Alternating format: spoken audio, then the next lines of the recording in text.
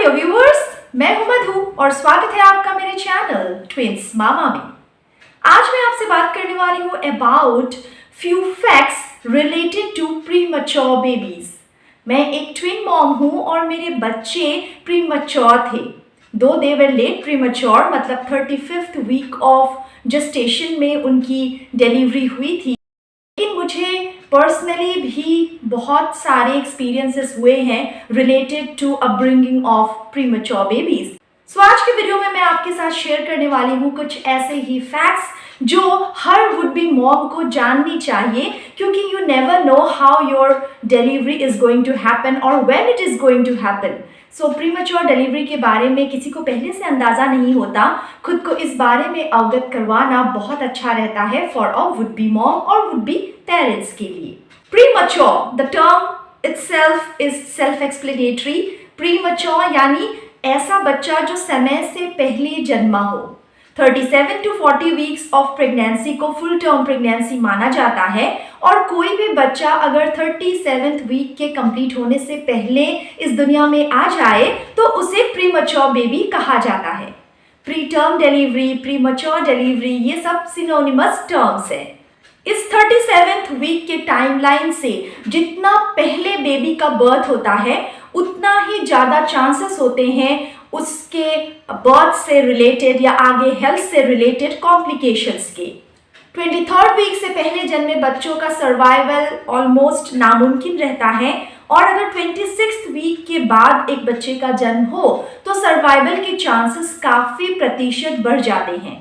और 32nd week के बाद जन्मे बच्चों में दो वो प्रीमैच्योर बच्चे ही होते हैं, लेकिन लॉन्ग टर्म में उनमें कॉम्प्लिकेशंस के रिस्क काफ़ी मिनिमल होते हैं या रेयर होते हैं। मेरे चैनल में मैंने प्रेगनेंसी और पेरेंटिंग रिलेटेड कई डिस्कशंस किए हुए हैं। उसी में से एक प्लेलिस्ट है जिसमें मैंने week by week pregnancy series, मतलब किस तरीके से आपका बच्चा हफ्ते दर हफ्ते बड़ा होता है, किस तरीके से आपकी बॉडी में चेंजेस आते हैं, एक प्रेग्नेंट महिला को किस तरीके की परेशानियों से जूझना पड़ता है, वो किस तरीके के टिप्स एंड ट्रिक्स से इन सारी परेशानियों को कम कर सकती हैं, इस बारे में मैंने उस प्लेलिस्ट के सारे वीडियोस में बातें की हैं। अगर आप उन वीडियोस को देखेंगे तो उसमें मैंने ये कहा हुआ है कि 40th वीक ऑफ प्रेगनेंसी तक कुछ ना कुछ बेबी का डेवलपमेंट होता ही रहता है और बहुत अच्छा होता है अगर बेबी फुल टर्म तक रहे एक माँ के गर्भ में। सो जाहिर सी बात है कि अगर बच्चा टाइम से पहले इस दुनिया में आ जाए तो कुछ ना कुछ डेवलपमेंट होना बाकी रह जाता है। ऑर्गन्स एक बेबी के फुल्ली डेवलप नहीं होते अगर वो प्रीमैच्योरली इस दुनिया में आता है। इसीलिए हो सकता है कि प्रीमैच्योर बेबीज को सांस लेने में कोई कठिनाई आए या फिर उन्हें फीडिंग में कठिनाई आए, उनकी इम्यून सिस्टम वीक होती है तो उनमें इन्फेक्शंस के चांसेस बहुत होते हैं। लेकिन हाँ, ये प्रॉब्लम्स अक्सर बस शुरुआती दिनों में या हफ्तों में ही एक बेबी को रहते हैं या फिर कुछ बेबीज़ में अगर वो बहुत ज़्यादा प्रीमैच्योर हो तो शायद कुछ महीनों तक रहे। उसके आगे लॉन्ग टर्म में कोई परेशानी नहीं होती मोस्ट ऑफ द बेबीज़ को।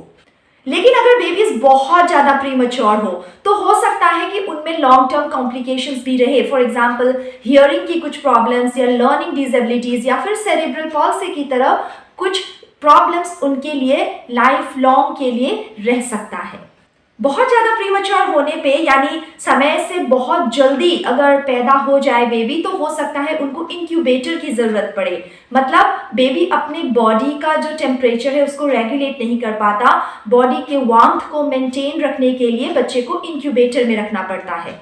या फिर हो सकता है उसे वेंटिलेटर की ज़रूरत पड़े सांस लेने में असुविधा की वजह से। और बहुत केसेस में फीड ना ले पाने की वजह से बच्चे को नाक के द्वारा ट्यूब डालकर फीड करवाने की ज़रूरत भी पड़ सकती है। और ये सारी व्यवस्थाएं नियोनेटल आईसीयू में मौजूद होते हैं। और जब तक बच्चा ब्रेस्ट फीडिंग या बॉटल फीडिंग या स्पून फीडिंग ना कर पाए और उसका वेट गेन ना हो और जब तक बच्चा खुद को वार्म ना रख पाए, मतलब थर्मल रेगुलेशन उनकी प्रॉपर ना हो जाए, तब तक बच्चे को एनआईसीयू में रखना ज़रूरी हो जाता है। कुछ बच्चे को, जैसा मैंने कहा, ब्रीदिंग प्रॉब्लम होता है तो जब तक वो खुली हवा में खुद से सांस ना ले पाए तब तक उनको नियोनेटल आईसीयू में डॉक्टर की निगरानी में रखना पड़ता है। NICU से रिलेटेड वीडियोस हैं मेरे चैनल में, अगर आप चाहें तो खुद को उन वीडियोस के थ्रू ओरिएंट कर सकते हैं। ज़्यादातर केसेस में एज सच कोई रीज़न नहीं होता, मतलब क्लियर या स्पेसिफिक रीज़न नहीं होता प्रीमैच्योर डिलीवरी का। बहुत बार ऐसा होता है कि एक स्वस्थ महिला जिनको एज सच कोई प्रेगनेंसी रिलेटेड कॉम्प्लिकेशन नहीं है, उनको भी प्रीमैच्योर डिलीवरी हो जाती है। हालांकि प्रीमैच्योर डिलीवरी के कुछ हाई रिस्क वाले केसेस भी होते हैं। फॉर एग्जाम्पल, अगर एक महिला को पहले भी प्रीमैच्योर डिलीवरी हुई हो या उनकी बहुत सारी मिसकैरेज या अबॉर्शंस रही हो, माँ को प्री एक्लैम्शिया या हार्ट और किडनी डिजीज होने पर भी प्रीमैच्योर डिलीवरी का रिस्क काफ़ी बढ़ जाता है। प्रेगनेंसी के दौरान अगर एक महिला को यूरिनरी ट्रैक्ट इन्फेक्शन हो और उसे ट्रीट ना किया जाए, फिर ऐसे में भी हो सकता है कि उनको प्रीमैच्योर डिलीवरी हो। रेगुलर इंटरवल्स में प्रेगनेंसी के दौरान डॉक्टर के पास चेकअप पे ना जाना भी एक कारण हो सकता है। इसके अलावा ट्विंस या ट्रिपलेट्स कैरी करने वाली महिलाओं में भी प्रीटर्म डिलीवरी काफ़ी आम होती है। IVF प्रेगनेंसीज भी प्रीटर्म डिलीवरी का एक कारण हो सकता है। मैंने आपको ऑलरेडी कहा है कि मैं ट्विन बॉयज़ की मम्मा हूँ और मैंने भी उनको प्रीमैच्योरली ही जन्म दिया था। 35th वीक ऑफ प्रेगनेंसी में उनकी डिलीवरी हुई थी because of certain baby related complications. और मैं आपको बता दूं कि फुल टर्म बेबीज़ के कंपैरिजन में ये प्री टर्म बेबीज़ थोड़े डिफरेंट होते हैं, दिखने में डिफरेंट होती है इनकी बहुत सारी एडाप्टेशंस आफ्टर बर्थ। मतलब इन प्री टर्म बेबीज़ का वेट अक्सर काफ़ी कम होता है, ये अंडर वेट या लो बर्थ वेट होता है इनका। 500 ग्राम से 250 ग्राम या 2.5 kgs तक का इनका वेट होता है। अगर मैं अपने बच्चों की बात करूं तो मेरा ट्विन A था 1.7 kgs का और ट्विन B था ऑलमोस्ट 2.3 to 2.4 kgs के बीच का।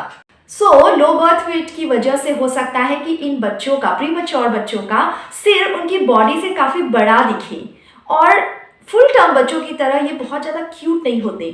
मतलब अक्सर बच्चे जो फुल टर्म बच्चे होते हैं वो बिल्कुल गोलू मोलू से पैदा होते हैं, उनके चिक्स काफ़ी फुले फुले से होते हैं।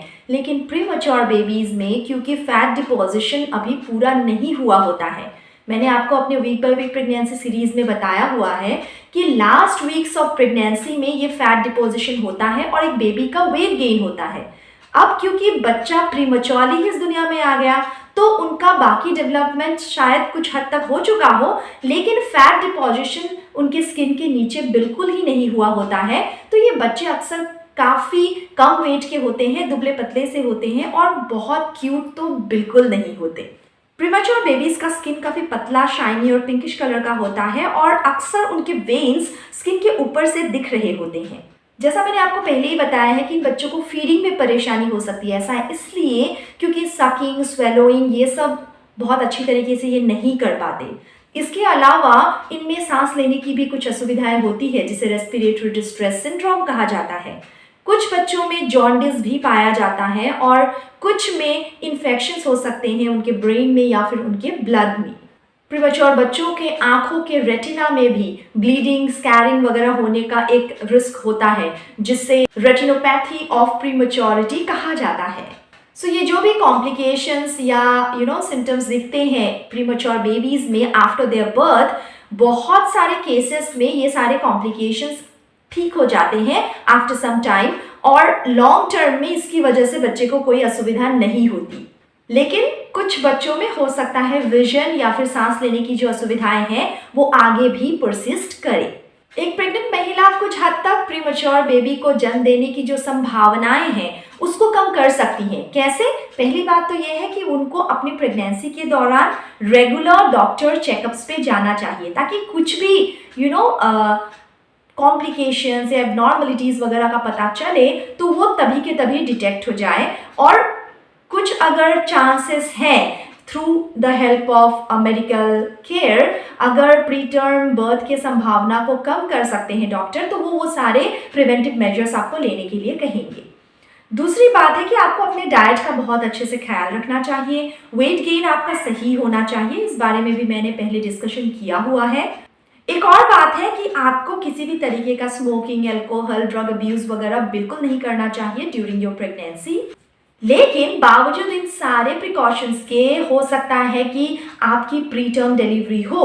अगर आपकी ये IVF प्रेगनेंसी है या फिर आपने मेरी तरह नेचुरली ही ट्विंस कंसीव किया है, लेकिन ट्विंस और मल्टीपल्स के केसेस में प्री टर्म डिलीवरी काफ़ी कॉमन हो जाता है, मतलब इसका रिस्क काफ़ी बढ़ जाता है। सो ऐसे केसेस में आपके हाथ में कुछ नहीं होता, मैं खुद इसकी गवाह हूँ। बट फॉर्चुनेटली मेरे बच्चे 2 लो बर्थ वेट के थे और उनका प्रीमैच्योर डिलीवरी भी हुआ था, लेकिन ट्विन बी को बिल्कुल ही एनआईसीयू की ज़रूरत नहीं पड़ी थी। Immediately after I came out from the OT, baby मेरे पास था और आराम से फीडिंग ले रहा था। हालांकि ट्विन ए को 4 दिन ऑन ऑब्जर्वेशन एनआईसीयू में रखना पड़ा था। दूसरे दिन से उसने भी फीड लेना शुरू कर दिया था। So it was little smoother for me, लेकिन बहुत सारे माँ बाप के लिए हो सकता है ये एनआईसीयू का जो जर्नी हो प्रीमैच्योर बेबीज़ के साथ, ये काफ़ी टफ रहे। और इस दौरान बहुत अच्छा रोल प्ले कर सकते हैं पेरेंट्स अपने बच्चे के केयर में।